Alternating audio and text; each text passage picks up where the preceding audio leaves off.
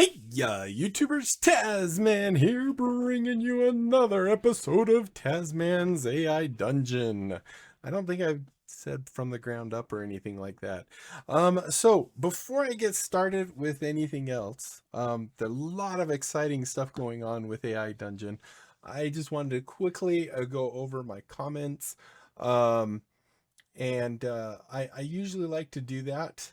This is the first time I've actually recorded since, well, I mean, technically I recorded episode 4 while one still wasn't, I think one just barely posted or something like that. So it's basically been a month that I haven't played on this free account that I've been messing with. I've definitely been playing on my paid one and doing lots of experimentation. I have lots of stuff that I wanted to share with you guys. So I'm going to read comments. I think I had like 4 comments over the first 4 videos. So I wanted to quickly do that.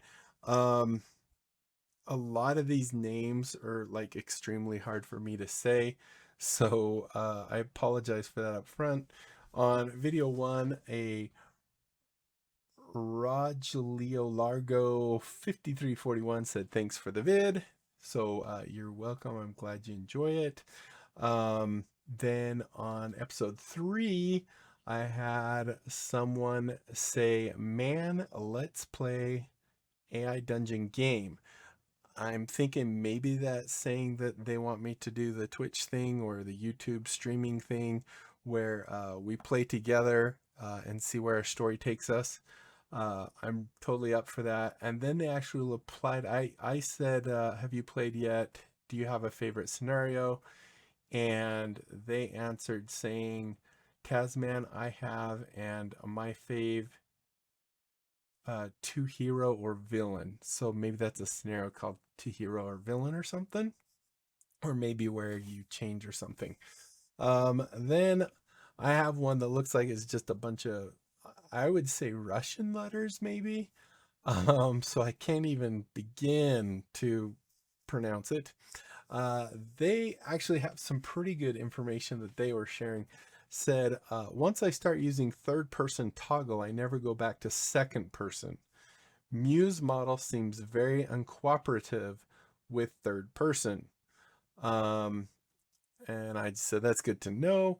Then they said, also, I'll try and modify instructions from now on. I don't know why I didn't do that before. I'm assuming that means the AI instructions, which is very handy to actually go change and edit those so that you actually uh, have more control of how the AI is going to do its stuff.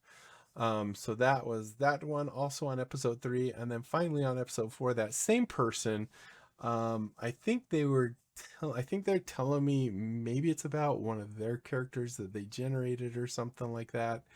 And how they tried keeping it trimmed down so that it doesn't take as many tokens. So it says there are secret subscription tiers past mythical, and I don't know how on earth anyone can afford that. The mythic one was $49.99, so $50. So accessing those ones that are even higher means cha-ching. Um, and then says characters in my delete later adventures don't require much context. So I kind of do it like this, and then they have in square brackets the name of the character, then they have appearance and colon, and they say humanoid, voxel, bright cyan.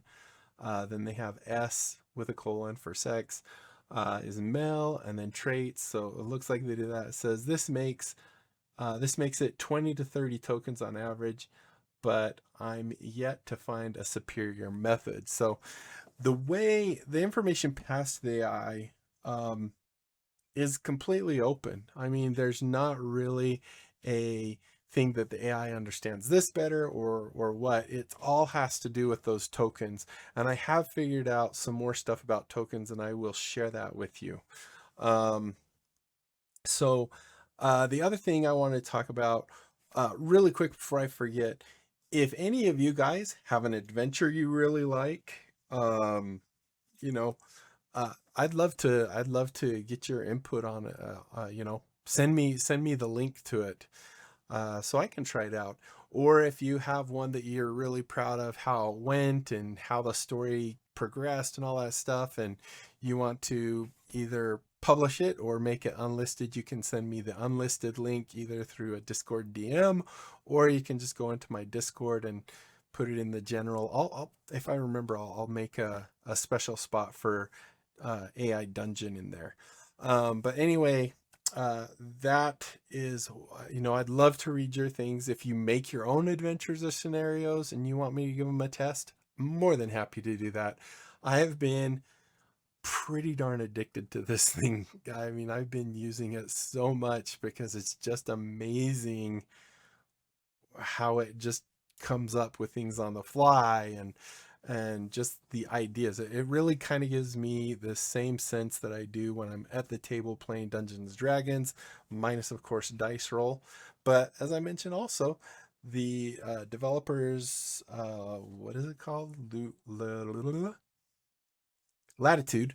Um, they actually are creating one called Heroes, which actually even seems to have more of the Dungeon Dragons feel to it, where you have attributes, modifiers, and all that fun stuff. So definitely a cool thing there.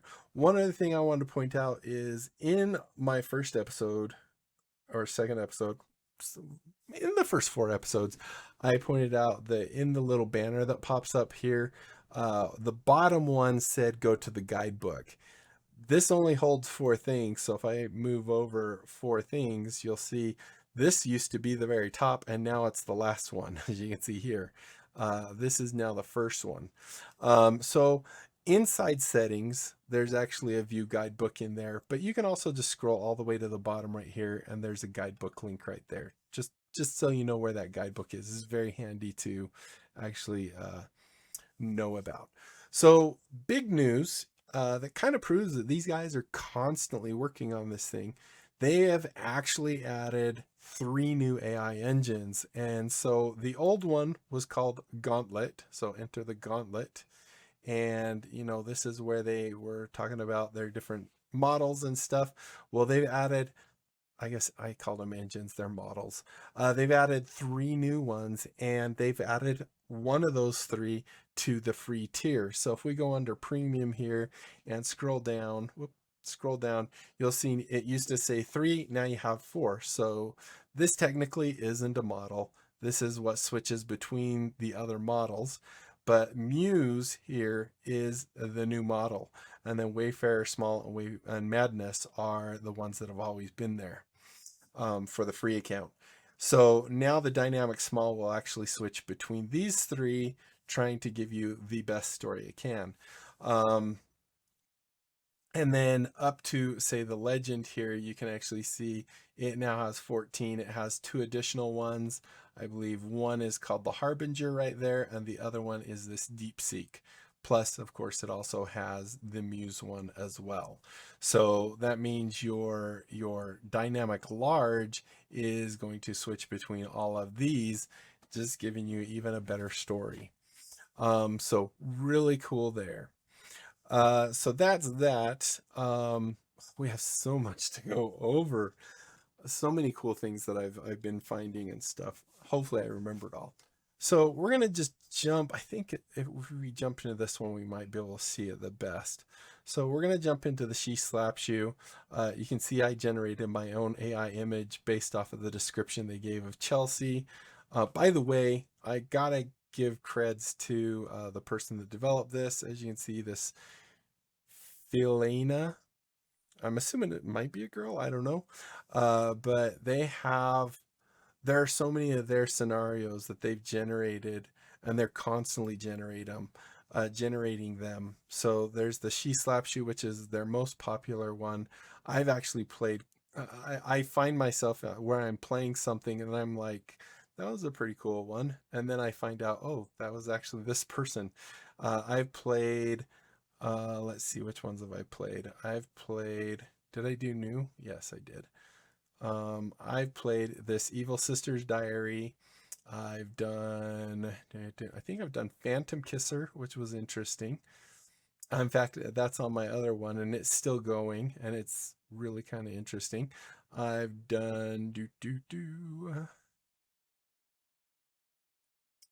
She Bites You. This is actually Chelsea Sparks' sister from that. See, I did pretty good on that generation of AI and describing her, don't you think? And then putting mine. This one is actually kind of really interesting. But anyway, so there's all these different scenarios. This person's constantly adding them, which is awesome.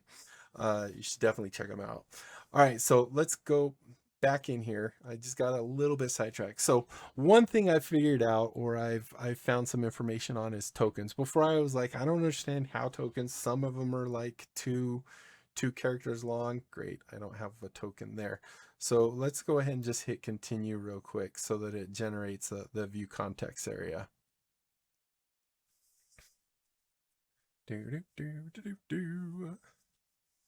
So if I come in here now, I can do view context.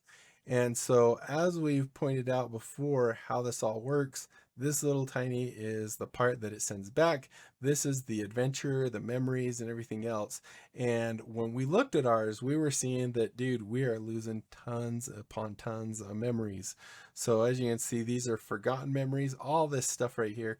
The gray stuff is memories that aren't being used. But then we have our used memory, which is just a couple here and a bunch here, and then our actual current things going on.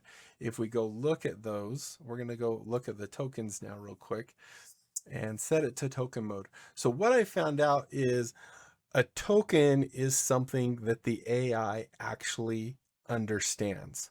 So for example, in this case, absently is not a word that it understands. And so what it does is it might know, I don't think ently is a word, but abs could be for absolute, or, something like that. So it recognizes abs, and then it just says, okay, this will be a new token, something that I don't know, but it's going to be a new token. So that's why it's breaking it up. And sometimes you see words that are, like thought. Thought makes sense. Foley could also make sense as two individual tokens, but it doesn't necessarily know the word thoughtfully.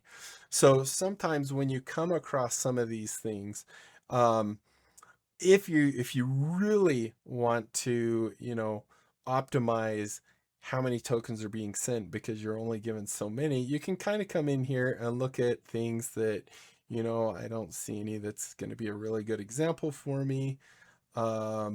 I mean, maybe like visualizations. We have visual and izations. So obviously visual is probably what it knows. Izations, because it's just the rest of the word, it's using that as its own token. So maybe what I could do is come up with a word instead of visualizations that means the same thing. Like whip up some impressive data examples. Maybe it knows examples. In that case, I'm only sending one token instead of two. So those are some things you can actually do to kind of help as you see those things. If you're really, nitpicking and wanting to look at your stories and what's going on in them, you can actually do that. The other thing I want to talk about really quick is how the AI actually gets its information, or how it goes through the thing. So if we go in here, we can see the last thing we did. I'm going to say, I don't even know what it's talking about in this one. I think this is the one where we were making our own business or something. I don't remember this one at all. How would you structure the narrative?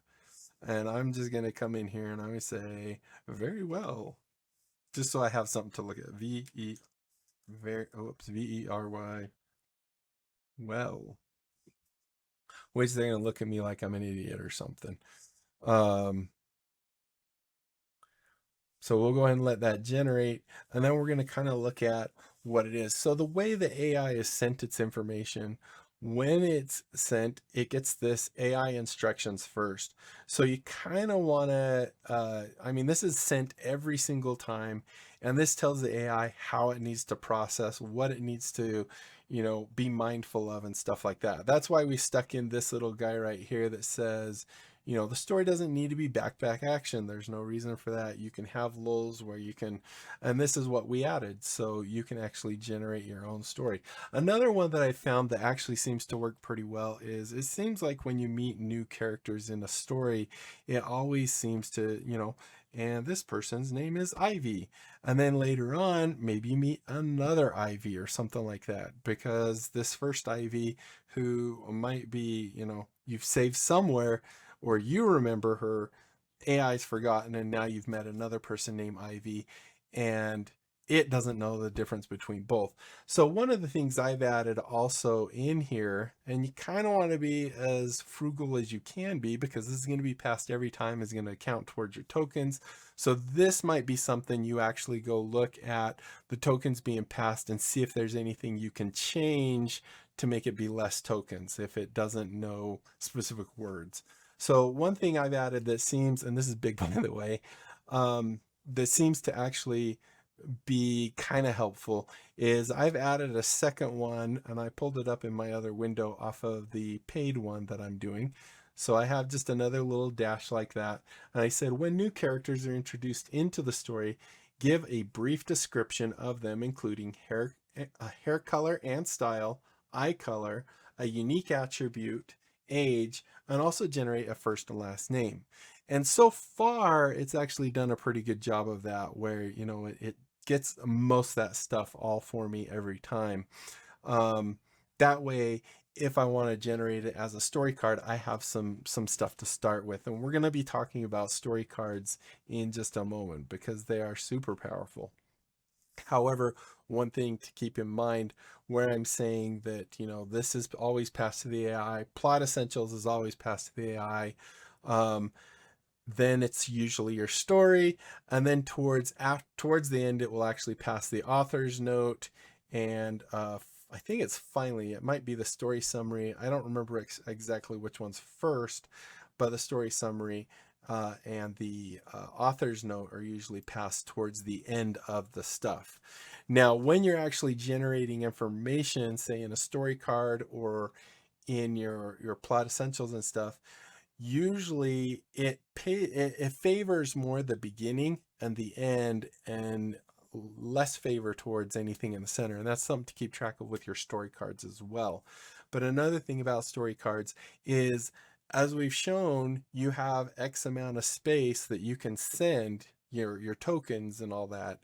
One of the first things to get nixed is your story cards. So they're very powerful, but if you're constantly sending them and your other stuff is way too big, that story card's not going to make it in. All right, so hopefully that helps. I need to get a little water real quick. Much better. All right, so anyway, let's get to the meat of our thing here. So we're going to actually exit this one really quick. We're going to go into our princess one with Princess Camille. And as I recall, I tried recording this earlier, but kind of went off track for a little bit. So I forgot to delete the story card we put in here, which is okay because it'll actually save us some time. So anyway, as I recall, and I don't remember a whole lot, is our tower's being attacked. Sir Thomas comes into our room and tells us we need to get you a safe place, blah, blah, blah. And he takes you to a tiny little room. And if we wanted, we could create a story card for this person. If we think he's going to be a big part of our story and he's going to stay with us. If we don't, we can just let him fade away with the rest of the story eventually. So in here, let's see if I had so I do have the back-to-back action. I did put that in here as well. I don't remember if I don't think I added this. Maybe I did. Action, the player makes, scrutinize critics. The worst decision in the world. Okay. I think I copied and pasted that from something else. So I don't want everyone to criticize me for every little thing I do. So anyway, as you can see here, we have our AI instructions. We have our plot essentials. We have our author's note. And we don't have anything for the story summary. We don't need that.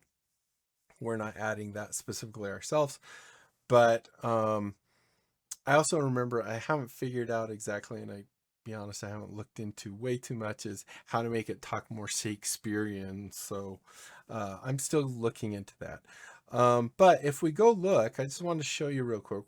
Can't do it here, I guess. I have to hit continue real quick. Should have done it while we were in the Chelsea one.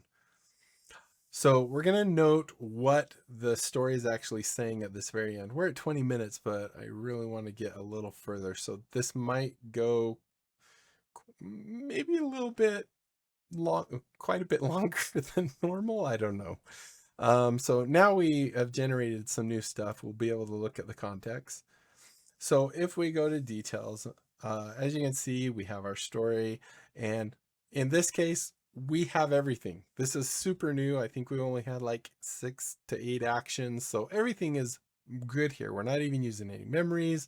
We have all this extra space. Everything is hunky-dory. However, the longer it goes, the more you're going to lose. We have our plot essentials, we have our author's note, AI instructions, and then we have our response buffer. That's what's sent back to us.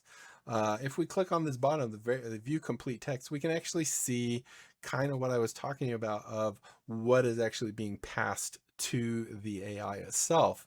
So this huge thing right here is the entire complete text that is sent to the AI for it to generate more of our story.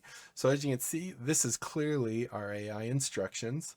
If we come down here, we can see it does not need to have that.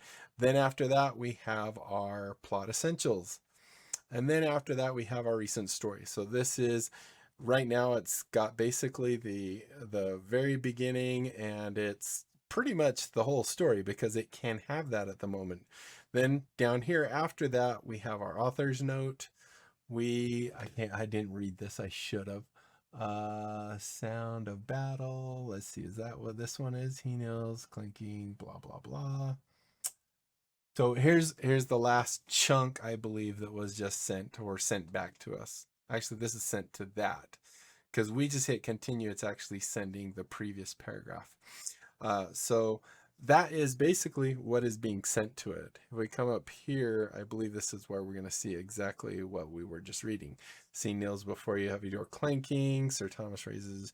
So this is what was sent. This is that return buffer that is sent back. So now let's say for a minute, we want to have a story card in here. And in this case, I'm going to have to delete. Actually, you know what I'm going to do? I'm just going to come down here. Actually, we're good. It's already deleted. All right. So let's say for a minute, I want to say that I have a cool bow that when I draw back the bowstring, a spectral arrow materializes. So what I can do in here, and it doesn't have to be in the brackets. Like I said, the AI really, from what I've seen, it doesn't really care about these brackets and stuff. It doesn't really seem to do anything other than maybe for you visually, it kind of helps you categorize things.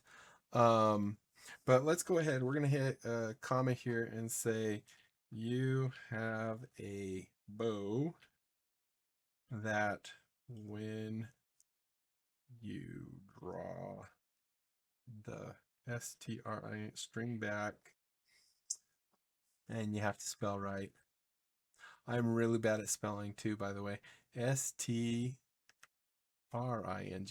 string back, a SPECTRAL, spectral, ARROW, materialize, MATERILIZES, maybe? Didn't turn red, so maybe that's good. So even though those guys are going to think I'm crazy because this is just a tiny little room, if I remember right, and I'm going to, I've never said I had a bow. That's the one thing about the AI. If you say you all of a sudden have a magic bow, boom, you have a magic bow. So you can really cheat the system quite easily, actually. And I recommend not doing that, you know. Maybe you would say that you had a bow at the very beginning. You go, what I usually will do at the very beginning is I'll go check out the plot essentials, add information that I want, and things like that. So let's go ahead now, and we will go ahead and say, I'm not saying I'm doing. I-D-R-A-D-R-A-W, my bow. Period. I draw it. Hopefully I'll actually pull back the string and everything. And I'm sure he's going to freak out. So there you go. Spectral arrow materializes, and I'm sure he's going to freak out. Steady, princess, don't do that. We're in this tiny room. You're going to freak people out and stuff. And if we go in here and go look really quick at our context, go all, whoops, hit details, go all the way down, view our context, you will see that every single time, I went too far. Every single time that we continue the story, this chunk right here is going to be passed as well. Now, how many tokens this is, we could go look and count them. I'm not going to do that because that's going to take time. But just imagine this many tokens has to be generated every single time I update my story, or I add something, or I hit continue. It's going to send that. So when you're on the free account, that's definitely going to have a toll. So what we can do instead is we can get rid of that part. So if we get rid of this part now, which is not a ton, but when you have very limited space or very limited tokens that you're sending to the model, it can take out more. So I already have the card generated here, and I just called it Moon Whisper. But before I show you this, I'm going to show you what I did in the other video first. So we're going to talk about story cards. So story cards are special memories, I want to say, that can be sent to the AI when a trigger when they're triggered. Now, it's actually sent just kind of like the plot essentials. It's just sent. Now, the one thing to keep in mind with story cards is if we get to an area where the thing we're sending is taking up everything, we're losing memories and all that stuff. Story cards are actually one of the first things to be purged, truncated, or whatever you want to call it. So they have their really good side, but they also have that weakness of they're going to be purged from what's being sent if it can't fit them in. They're the ones that are first ignored. So let's look at story card options really quick. Technically, you can create a story card about everything. I think the type here is basically for this part here where you're generating information. So if you want to introduce a new character or something like that, and you want, or a location, as you can see, we have character, class, race, location, faction, and custom. So if I wanted to generate a new character, I could actually just click this little link here. It will generate a name for them. It'll generate an entry. It'll generate the triggers for them. All that information is controlled by the generator settings. You can just come through here and kind of get an idea about what it is. It has its own AI instructions. So, if you want it specifically to say, well, actually, let's do that. Let me grab this and maybe we'll tweak it. So if I go in AI instructions here, I'm going to put the one that I have. I don't need this when a character is done. I'm just going to say, probably maybe this part just here. Give a brief description of them, including hair color and style, eye color, unique attribute, age.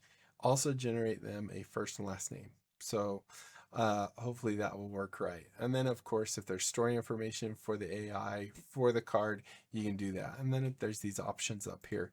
So now if we come in here and we say, oh, we need to generate one, when I click one of these, it'll actually generate, well, this is just generating a new name and the entry. This will just generate the entry. So let's go ahead and do generate and see what we get. See if it actually follows what I said. All right, so we got a really weird person named Zrakya Fizzlethorn. So as you can see, it is giving it a last name. If we go look, They're a 27-year-old woman with curly orange hair, green eyes. She has a unique attribute of being able to communicate with insects. So it's nailed that. Her goal is to protect the natural world from harm. Driven by motivation to preserve the balance of nature, she wears a distinctive silver necklace made from rare beetle shell, which helps her focus her abilities. So as you can see here, it actually generated us a nice little thing here. One thing when you're actually generating your, or even when you're writing your own thing, you'll see here that it says 369 of 1000. You can actually go well over the 1000, but I wouldn't recommend it because I think that will definitely bog down the system for you. But I've seen them where this was well over 1000 and it still worked, but probably not the best. And then you'll also see down here that it is actually uh, generating a trigger for her, or it said her, right? Yes, a trigger for her so that anytime in the story the word that is mentioned, it will actually trigger this card. I'm going to delete that. Actually, I'm just going to delete the card. So hopefully that helps you understand that. The the other option in here, I did that wrong. I need to go here and go to delete and confirm. So we'll go into the My Moon Whisper one here in just a minute. So let's just break down when we do a custom, because this could be anything else. I think the type is actually tied more in towards the AI and what the AI is thinking. So if I do location, it knows it's going to generate a location. If I do custom, I don't think, like if I do custom and we can try this. Let's try and say weapon, WAPON. Maybe it will actually look at this and generate it off of it. I have no idea. Oops, I hit finished. I have no idea, but this is a good test. Let's see what it gives us when, well, right now it says untitled. We'll see what replaces that. Something went wrong. It's probably because it has a name in there, maybe? I don't know. Also, I guess I don't know specifically if it keeps the AI from other ones. Something went wrong generating story card based on the suggestion. Please adjust your suggestions and try again. Maybe we need to go in here. Oh, it does still have it.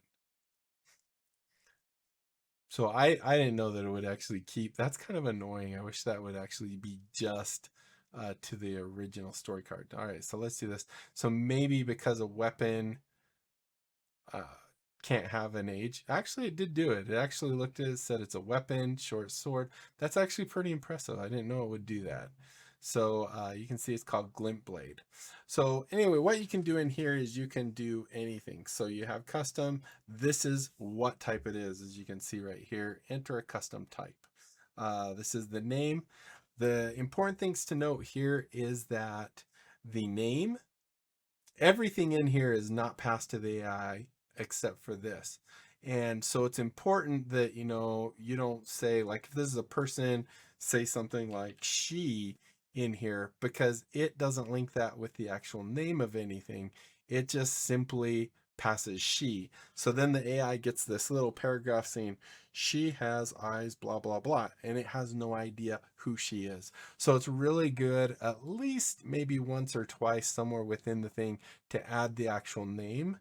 And then also keep in mind that it favors data probably in the first few lines and the last few lines, and less so with the middle. So put your most important stuff at the beginning, at the end, with the less important stuff in the middle. All right, so I'm going to get rid of Glint Blade now. And now we're going to talk about Moon Whisper here, which is what I'm actually calling this bow. So in here, just make sure I got rid of it. In here, we had our bow. We got rid, oh, wrong thing. I wanted this one. We have our Moon Whisper. Why does it say 2 cards? Hasn't updated. So anyway, I'm going to come back here. We're going to erase it. So in here, we have some options. We can choose what to actually set our trigger to. But as you can see, I have Moon Whisper here. And then I also wanted it to know that Moon Whisper is the bow, right? So if I said the bow here, or your bow is an ornate bow, anytime, uh, you know, anytime anyone has a bow, if I had bow be the trigger, anybody who drew a bow would have the potential of having it trigger this card, meaning that their bows are now creating spectral arrows as well. So be kind of more specific as to, who it is and stuff like that. So trying to, well, I got a little sidetracked where I was actually headed. So let's talk a little bit about how to trigger this. So one, we could actually trigger it having it by Moon Whisper, because if we had bow in here, oh, actually, I remember what I was going to say now. If we had bow in here, anytime anyone drew a bow, it would actually trigger this card, and it would assume probably every bow in the entire story is Moon Whisper. So we don't want it to be generic like that. We could also have it be something like your bow, like that. And then anytime your bow is mentioned in the story, it will actually trigger this, right? Some things I wanted to point out really quick, and this is what I just remembered. Let's say, just for a moment, that this is a character or something like that, and their name is Troy. So if I have Troy just like this, so there's no space, it's just Troy like that, this is going to trigger anytime in the text the word Troy comes up. And it is not case sensitive, but it is space sensitive. So for example, if I had in my, then this is just notes. This is only, the AI doesn't get this either. But let's say, for example, in my words, there was something that said DESTROY for destroy. This actually would trigger off of Troy, and the reason is because it detects Troy, and as you can see here, there are no spaces before or after. Now, if I had a space Troy here, because usually if it's a name, there's going to be a space first, this would no longer trigger because destroy is not space Troy. It's the words in there, but it doesn't have space before it. So that's something also to keep in mind. And so far, my testing, like I said, I'm not the guru at this. We're kind of discovering this all together. If I do Troy like that, then it will do that. Let's go back to the bow here itself. Now I've tried some things, and I was reading up on ways to kind of maximize your story cards and how to call them. And it's the information I was reading seems to conflict from what I'm actually seeing when I do it. So one thing it said is that, and it makes sense this way, but one thing it says that, for example, in my thing where I'm typing and I'm sending information to it and I say I draw my bow, well, it automatically translates the my bow just to you draw your bow. So that goes to the AI itself. The AI looks at that. It would, if I have your bow in here, it would trigger right away because that is sent to the AI. It's getting it and it's processing it and it's sending it back. And it will actually look at that. So we can actually test that. Let's go ahead and just say my bow, which doesn't seem to work. So as you can see here, I have we'll put a space in front of it. So I have space my bow, right? And we're going to see if we can get that to trigger. So I think we got rid of everything before. So we can come in here and I can say, I draw DRA my bow. Period.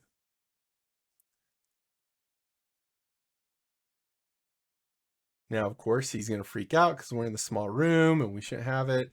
But you say you reach for your bow once again.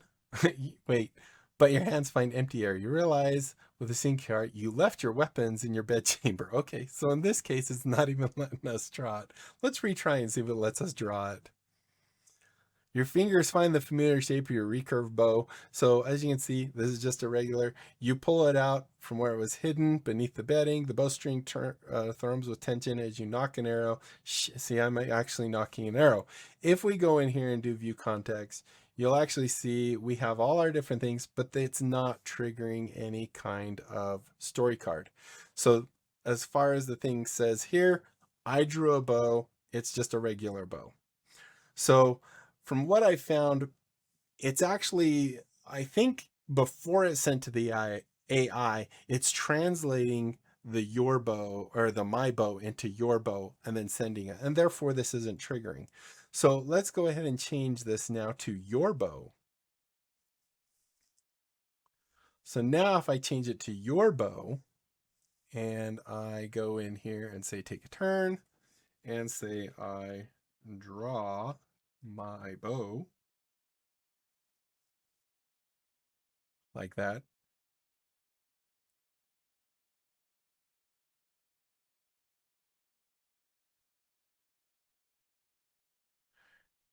Now we can see, look, all of a sudden it's saying, oh, it's Moon Whisper.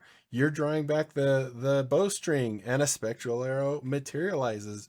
We can go in here, go into view context, and we can actually see now we got an orange one. We actually have invoked our card. Now, one thing to keep in mind is that because it's scanning, when it actually scans the story and what the current events and the summary and of that is, as long as that portion where it says you draw your bow or your bow is mentioned as a phrase, that is going to stay a story card that is constantly pulled. We could also add in here, let's say, you know, I draw Moon Whisper instead. So I want to call out its name. So I'm going to do a comma and I'm going to do MOONWHISPER. So now we have Moon Whisper in here as well. So I can actually invoke this card either way. So if I hit continue, I'm sure he's going to just say, put that down or whatever, but we're going to hit continue a couple times. And you'll see that even though we're not specifically saying anything about the bow, if we come in here, it's still being invoked at least once after. I think it's like 3, 4, maybe 5 times after. So if we keep going, and I'm not reading the story to see if anyone's actually coming into attack, but eventually what we will see is that story card will end up being released because it's no longer an active thing that it's actually passing any of that previous information. It's not a current memory. So let's see. Come on, please tell me it goes away real quick. Nope, not yet. I don't know what's happening here. There's wounding going on and all kinds of stuff. Someone got, there's all kinds of stuff going on. I might die before this stops. And I'm not even paying attention if your bow is in here or the word Moon Whisper. Because you'll also note that it actually mentioned Moon Whisper right there, which means this is being passed. Now, one thing to also note that I did read that seems accurate. When I'm sending the information, draw your bow, it is then processing that in that pass of the information being passed. However, the thing that's returned is this guy right here. This is not going to invoke that until the next time I pass the thing. So if, I don't know how to say this to make it make sense, but if the response or the return information has the keyword that will invoke it, this one would not be invoked until it is actually sent as part of an input. Hopefully that makes sense. So now let's see, I haven't been paying attention to see if bow has actually been mentioned, but eventually, I mean, it looks like fighting is going on. So there's a very strong chance that bow is being mentioned and releasing an arrow or something like that. But eventually, if we keep going, this story card will actually drop back. Oh crap, it just said Moon Whisper again.